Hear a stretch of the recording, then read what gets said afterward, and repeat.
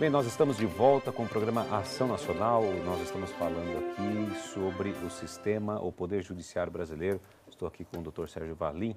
Bom, doutor, a gente estava falando, enfatizando um pouquinho o jurídico, logicamente, nas suas instâncias, habeas corpus e tudo mais no bloco anterior. Quem empodera o ministro do Supremo? É o presidente da República? Quem é que escolhe a pessoa para chegar até esse cargo? Porque é um cargo extremamente importante. É escolhido pelo presidente da República, mas passa por uma espécie de uma... Ele é ouvido pelo Senado Federal, né? Não passa pela Câmara dos Deputados, não, depois Senado Senado, Federal, vai pelo Senado direto? Vai para o Senado Federal, eles fazem uma espécie de uma sabatina no Senado Federal, mas na história nunca na história desse país, parafraseando um ex-presidente, houve algum ministro indicado por presidente que foi recusado pelo Senado. Todos passam na sabatina. Mas o presidente que indica? Que indica, o presidente que indica. Mas como é que fica então essa situação? Por exemplo, eu indico e depois eu sou julgado por ele? A Constituição, né, Júnior? A Constituição do país estabeleceu dessa maneira. Eu insisto, eu já falei num dos blocos, que nós temos que buscar cumprir o ordenamento constitucional, porque se a gente começa a tentar fugir da Constituição, vai vir uma bagunça muito grande, e aí aquela confusão que a gente conversou nos outros blocos, aquela confusão que a população às vezes tem das decisões, vão se tornar muito maiores do que isso, né? A gente vem tendo alguns casos que o próprio Supremo vem decidindo, às vezes individualmente, alguns ministros, às vezes coletivamente, decidindo um pouco diferente do que aparentemente a Constituição está colocando. E isso é uma questão muito ruim, mas são ministros do Supremo, teriam em tese capacidade e estão seguindo uma linha, né? Mas é uma linha que a gente tem que tomar muito cuidado, porque a Constituição tem que ser seguida, né? A grande crítica com relação à nossa atual Constituição é que ela é muito extensa. De fato, ela é muito extensa. Mas a gente tem que analisar o contexto de como ela foi criada, né? Nós vínhamos de um regime que não era tão democrático assim, um regime militar, né? E que tinham sido suprimidos muitos direitos. Muitos direitos foram suprimidos, inclusive por um período o habeas corpus foi suprimido, num determinado momento do regime militar. Então, o legislador constituinte, ele vinha com uma ansiedade muito grande de colocar na nossa lei maior todos os direitos e mais alguns para que não sofrêssemos no futuro nenhum bloqueio em decorrência de alguma situação de golpe, de iminência, com relação ao regime democrático de direito nosso, né? Estado Democrático de Direito. Então a gente tem que... A crítica é que ela é muito extensa, mas tinha um contexto para ela ser extensa.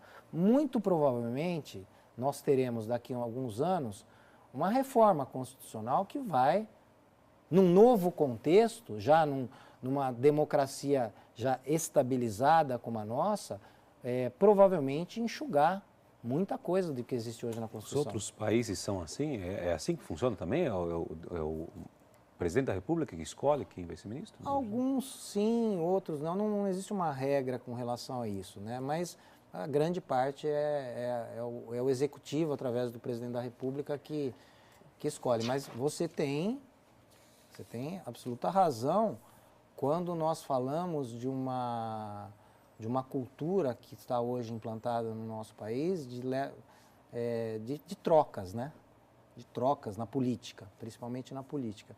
E uma situação como essa de se dar a uma pessoa a determinação de escolher alguém que vai julgar em último grau os principais casos do país, obviamente vai gerar uma desconfiança, né? E o que se espera é uma isenção total. Uma isenção total. Existem vários juristas que falam uma coisa que é significativa também, Júnior, que é o seguinte: a partir do momento que aquele indicado é togado, é escolhido e tem a sua investidura no cargo, ele passa a ter total independência mesmo. Ele tem independência financeira, ele tem independência funcional, ele não depende mais de ninguém. E se fala muito que muitos seguem essa filosofia mesmo de independência, porque não deve nada a ninguém. Se você for pensar, não deve. Eu estou aqui, ninguém me tira, salvo se houver uma coisa muito grave. Se eu atuar corretamente, eu vou continuar até completar 75 anos, que é o limite, né, para o ministro ficar. Tem outra coisa também que está se falando muito na mídia, que é a questão do foro privilegiado, né? Isso. Isso é legal, não é? Como é que é essa situação? Então, ele beneficia os políticos? Não só políticos, juízes não só políticos. Também, juízes, promotores, não. Ele beneficia uma gama de autoridades públicas, né? Nós estamos colocando mais em político porque é o que está mais na mídia e tal, mas não é só político, né? O que a gente fala de foro privilegiado é o que a doutrina do direito fala de foro por prerrogativa de função, que foi criado para dar garantias a determinadas autoridades para que ele possa exercer de forma isenta a sua atividade de autoridade, né? Esse que é o sentido do foro privilegiado. Mas voltando à questão anterior, né, a nossa cultura hoje está muito desgastada, né?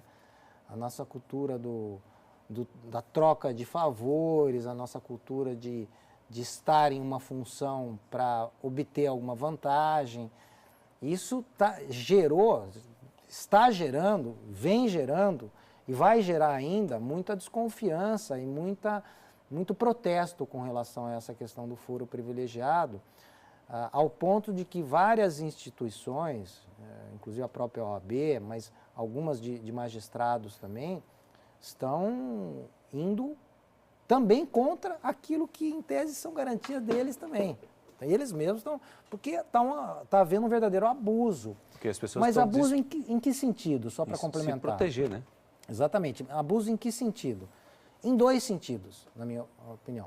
Primeiro, para proteger, uma autoproteção para aqueles que não têm, que são delinquentes, vamos ser claros, que não são autoridades. Abuso de poder.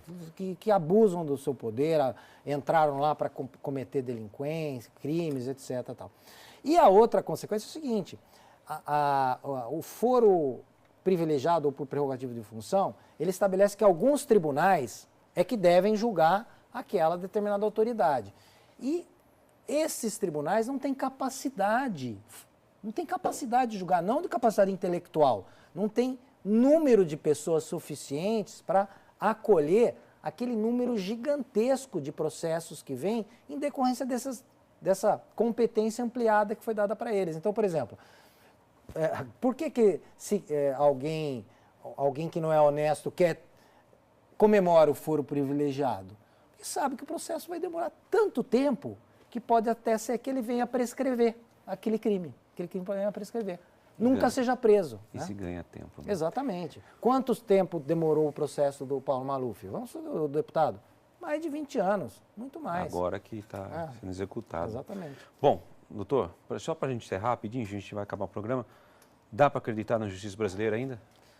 Eu acredito na justiça do nosso país. Eu acho que nós temos, obviamente, que pontuar algumas falhas, alguns erros para melhorar, né? Mas eu acho que, de uma maneira geral, eu pessoalmente acredito, eu acho que a gente tem que acreditar. A gente está vendo várias situações aí que estão dando esperança até para a população que não entende da área do direito, vide Operação Lava Jato e outras operações que foram feitas pela Polícia Federal. A gente fala da Lava Jato porque ela foi a mais significativa, né? Mas teve várias operações, toda semana quase está tendo operação. E a Justiça vem mantendo, né? Na maioria dela, ela vem mantendo uma postura de firmeza na busca de solucionar a justiça, né? Condenando aquele que deve ser condenado. Doutor Sérgio, muito obrigado pela sua participação aqui na Ação Nacional, foi bem esclarecedor, gostei muito. Eu que agradeço, estou sempre à disposição. Bom, obrigado a você que esteve conosco até este momento aqui no Ação Nacional. Acho que foi bem esclarecedor para nós, para a gente poder entender essa logística do Poder Judiciário brasileiro, com a participação aqui do Dr. Sérgio Valim. E obrigado a você que esteve conosco até este momento. O Ação Nacional volta na semana que vem com mais um assunto a ser debatido aqui. Até lá!